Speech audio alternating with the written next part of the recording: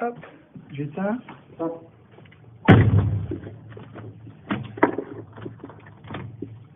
Deux tours de clé.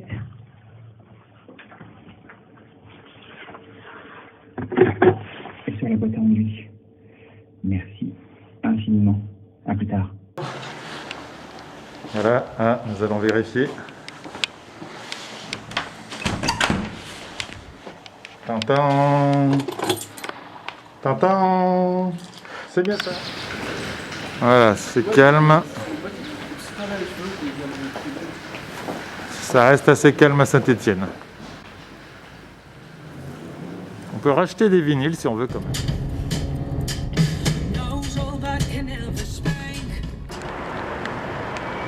Bon, il y a quand même des bonnes nouvelles.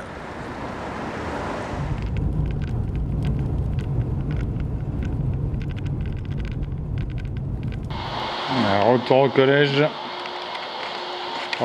Alors, reconnaissez-vous ces gens? Reconnaissez-vous ces gens? Oh. Reconnaissez-vous ces gens? Qui sont ces gens? Bon, c'est pour mon film. Gardez la patate. Je sais plus quel est le troisième. Après, au collège, le plus simple, c'est de le faire sur Scratch. Visioconférence de maths. Et travail en parallèle.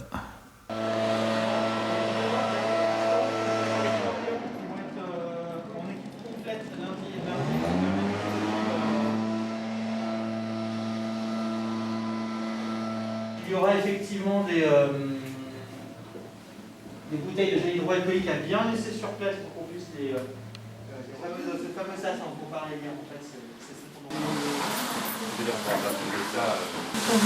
C'est plus artistique comme ça. Ça va pas être drôle pour eux.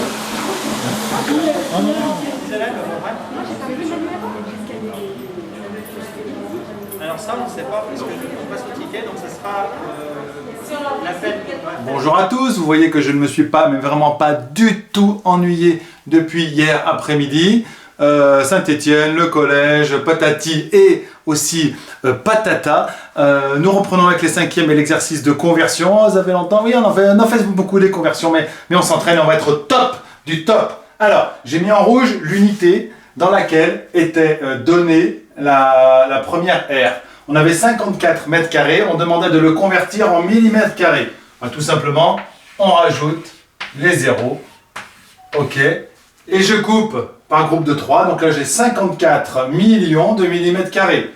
Ensuite, 48 mètres carrés, on nous disait que c'était égal à 0,48 et il fallait trouver l'unité. Bien, le 0 tombe dans les décamètres carrés. 0,48 décamètres carrés égale 48 mètres carrés. Il faut lire l'unité dans la bonne colonne. Ici, on avait 5 km carrés à convertir en décamètres carrés. Pour le convertir en décamètres carrés, je rajoute les zéros. Ok, ça en fait 500 000. Ici, 879 cm² égale 8,79 quoi? Il fallait retrouver l'unité, décimètres carrés. Ensuite, 35 200 mm². Il fallait venir le convertir en décamètres carrés. Donc on vient ici, 0, patati patata. On peut s'arrêter là dans l'écriture. Les zéros deviennent inutiles au-delà. Et enfin, 5,4 hectomètres carrés, le 5 des unités, 4, on est en dessous des hectomètres carrés, on est passé dans les décamètres carrés, et on nous disait que c'était égal à 540. Eh bien c'est égal à 540, justement, décamètres carrés. Je vous proposais ensuite de calculer l'aire d'une couronne. Alors une couronne, c'est un disque qu'on aurait percé au milieu d'un autre disque. Donc c'est un disque sur lequel on a enlevé un autre disque. On se propose de calculer une couronne dont le rayon extérieur est de 7 cm et dont le rayon intérieur était de 5 cm. Donc à vous de me calculer l'aire du grand disque avec un rayon de 7, l'aire du petit disque avec un rayon de 5 et de faire la soupe au chou. Tiens, ça c'est de la soupe au chou. De la vraie, faite avec mes choux à moi. Une variété de printemps, le bacalan hâtif.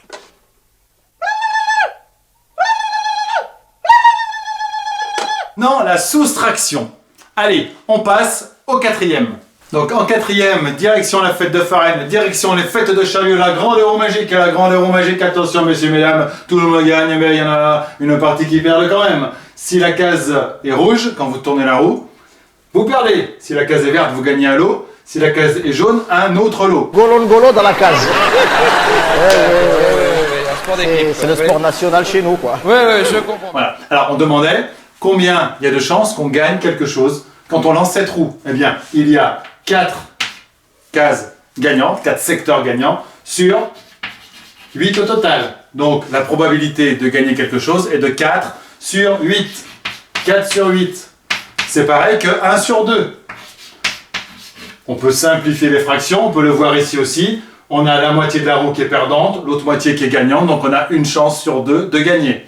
On vous disait que le jeune Martin, Martin il a la loose totale, Martin, parce qu'il a perdu 2 fois de suite. Alors Martin a perdu 2 fois de suite.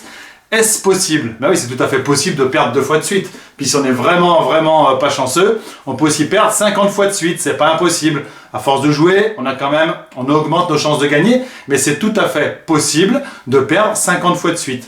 Alors Martin, il a perdu 2 fois de suite. Combien de chances il a de gagner s'il lance la roue une 3e fois? Eh bien la roue, elle ne s'en souvient pas de ce qui s'est passé avant. C'est indépendant de ce qui s'est passé avant. Donc quand il relance sa roue une 3e fois, tous les compteurs sont remis à 0. Quand on lance la roue, si c'est cette roue-là et qu'elle n'est pas truquée, on a à nouveau une chance sur 2 de gagner ou une chance sur 2 de perdre. Ça revient au même.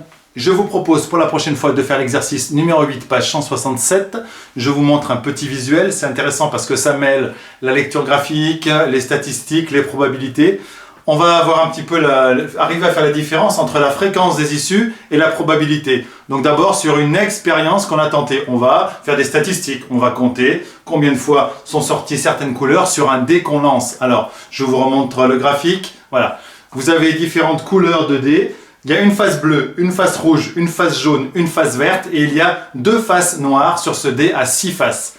On va d'abord lire sur le graphique la fréquence d'apparition de la couleur jaune. Donc la fréquence d'apparition, vous devez diviser le nombre de fois, vous allez lire sur le graphique, le nombre de fois qu'apparaît la couleur jaune par le nombre total de lancers. On a fait 100 lancers, la couleur jaune est apparue une fois.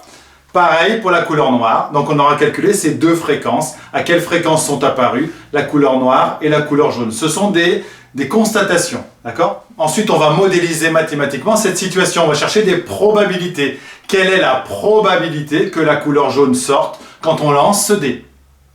À vous de jouer. Quelle est la probabilité que la couleur noire sorte quand on lance ce dé?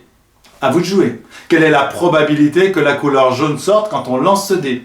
À vous de jouer. Ah, j'étais rayé, pardon. J'étais rayé, des fois je suis rayé. Alors, là je suis dérayé, et quand on est dérayé, on peut conclure, mais qu'est-ce qui se passe? À la question 1 et à la question 2, les statistiques constatées dans le tableau, nos expériences qu'on a comptées, et les probabilités mathématiques, il y a quand même une différence. À votre avis, pourquoi? Vous me dites ça avec vos mots à vous.